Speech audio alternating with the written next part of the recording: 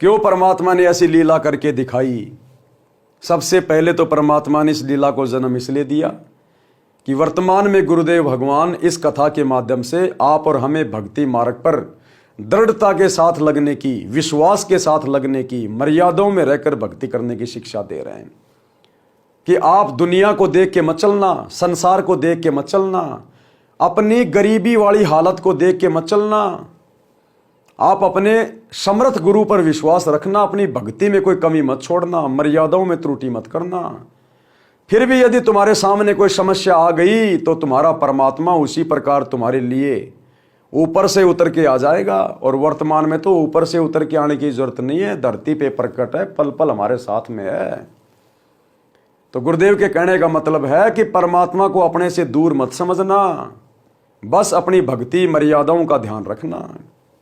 दूसरी चीज, उस समय परमात्मा ने केवल अपनी आत्माओं को नाम दीक्षा देकर जोड़ना था, क्योंकि वो समय आत्माओं के मोक्ष करने का नहीं था। उस समय शिक्षा नहीं थी, केवल एक ब्राह्मण वर्ग को शिक्षा थी। आम व्यक्ति शिक्षा पढ़ने का अधिकारी नहीं था। ये बड़े बड़े ब्राह्मण गुरु लोग नीची जाति वालों को नाम दीक्षा नहीं दिया करते थे, उनको पढ़ने का भी अधिकार नहीं था। इसलिए शास्त्रों से भक्ति और भगवान के विषय में ये प्रमाण देखे बिना आत्मा मोक्ष के लिए तैयार नहीं हो सकती थी। तो वर्तमान समय चुना था परमात्मा ने। ये समय सन 1994 के बाद का समय, भक्ति युग ये है जो शुरू हो चुका है। आज घर घर में शिक्षा दे दी भगवान ने। आज घर घर में परमात्मा ने वैज्ञानिक इंस्ट्रूमेंट दे दिए। ये किसी जीव के बस की बात नहीं है जो मोबाइल बना दे, इंटरनेट बना दे, हवाई जहाज बना दे। ये श्री रामचंद्र, श्री कृष्ण जी लाखों साल पहले आके चले गए। ये सोच भी नहीं पाए इन चीज़ों के बारे में। क्या उनको गाड़ियों की जरूरत नहीं थी क्या? वो खच्चर जोड़ जोड़ के चला करते थे। ढंग की रोड भी नहीं बना पाए, गर्मियों के लिए पंखा भी नहीं बना पाए वो। क्या श्री राम श्री कृष्ण के रिश्तेदार नहीं थे क्या? आप और हमारे से कहीं ज़्यादा थे क्या? उनको बात करने के लिए मोबाइल की जरूरत नहीं थी क्या? वो भी नहीं बना पाए, क्योंकि परमात्मा ने उस समय ये बुद्धि इंसान को देनी नहीं थी। आज देनी थी परमात्मा ने भक्ति करवाने के लिए। ये वैज्ञानिक उपकरण हमारी भक्ति में हमारा सहयोग करेंगे। अब ये आज घर बैठे हम मोबाइल में मेमोरी कार्ड डाल के घंटों घंटों सत्संग सुन रहे हैं। टीवी चैनल परमात्मा ने घर घर में लगा दिए। जब मर्जी सत्संग देखो, परमात्मा की चर्चा सुनो। सत्संगों में आने जाने के लिए परमात्मा ने गाड़ियाँ बनवा दी ताकि हमारा समय बचे, बाकी समय हम परमात्मा की भक्ति में, सुमरण में लगाएं। काम धंधा करने में हमें कितनी आसानी हो गई। पहले हम लोग खेतों में पानी दिया करते थे, गेहूं में बैल जोड़ के, ऊंट जोड़ के वो चड़स से पानी निकाला करते थे। आज बिजली का बटन दबाओ, खेत भरो, फव्वारे लगाओ, खेत भरो। तो ये सारी की सारी जो वैज्ञानिक सुविधा है, जो गुरुदेव भगवान ने, कबीर परमात्मा ने इंसान को बुद्धि दे के जो बनवाई हैं, ये भक्ति में सहयोग के लिए बनवाई है।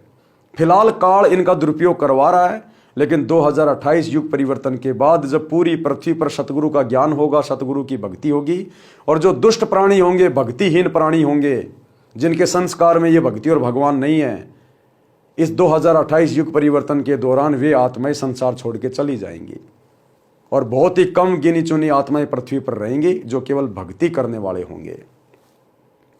तो वर्तमान में परमात्मा ने भक्ति युग का समय निश्चित किया है। उस समय किसी का मोक्ष नहीं होना था, लेकिन उनको वर्तमान समय तक लाने के लिए परमात्मा ने उस समय उनको भक्ति से जोड़ना जरूरी था।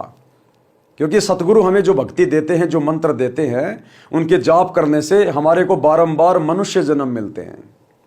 तो परमात्मा ने उस समय हमारी बैटरी को, हमारी आत्मा को चार्ज करना था नाम दीक्षा देकर। अब परमात्मा अकेला कहाँ कहाँ जाता? वो तो समर्थ है, वो तो 1000 रूप बना ले, लाख रूप बना ले। लेकिन इस प्रकार की घटनाओं को भी परमात्मा ने जन्म दिया।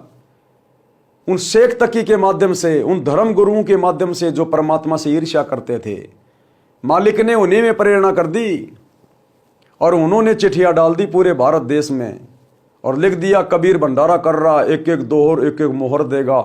इस लालच में परमात्मा ने अपने विरोधियों के माध्यम से ही पूरे साधु संतों को इकट्ठा करवा दिया। अब थे तो वो भी परमात्मा के बच्चे ही, वो भी घर छोड़ छोड़ के भक्ति के लिए जंगलों में भटक रहे थे, आश्रमों में पड़े थे। हालांकि उनका मार्ग सही नहीं था, भक्ति सही नहीं थी, लेकिन घर छोड़ के तो भगवान के लिए बैठे थे ना। तो परमात्मा ने उन सभी अच्छी अच्छी आत्माओं को अपने विरोधियों के माध्यम से ही इकट्ठा करवा लिया और जब परमात्मा ने दिया भंडारा, दी उनको दक्षिणा, सबके दिल खुश हो गए। और फिर 24 घंटे तक परमात्मा ने वहां पर ज्ञान गोष्ठी करी, सबको ज्ञान समझाया, सृष्टि रचना समझाई। तो कहते हैं 18 लाख में से 10 लाख लोगों ने दीक्षा ले ली, 10 लाख लोगों ने। तो परमेश्वर ने अपनी आत्माओं को भी अपने से जोड़ना था। और वर्तमान हम भाई बहनों के लिए कि भक्ति पर यदि आप अपने गुरु पर विश्वास करके मर्यादा में रहकर टिके रहोगे अंतिम श्वास तक, तो पहली बात तो ये कि भक्ति करने वाले भक्तों पर सतगुरु भगवान कोई आपत्ति आने नहीं देता। और यदि फिर भी कोई कर्म की ऐसी भयंकर मार आनी होगी तो परमात्मा तुम्हारे लिए वैसे ही हाजिर होगा जैसे काशी के भंडारे में परमात्मा साधु संतों के लिए भंडारा लेके सतलोक से हाजिर हो गया।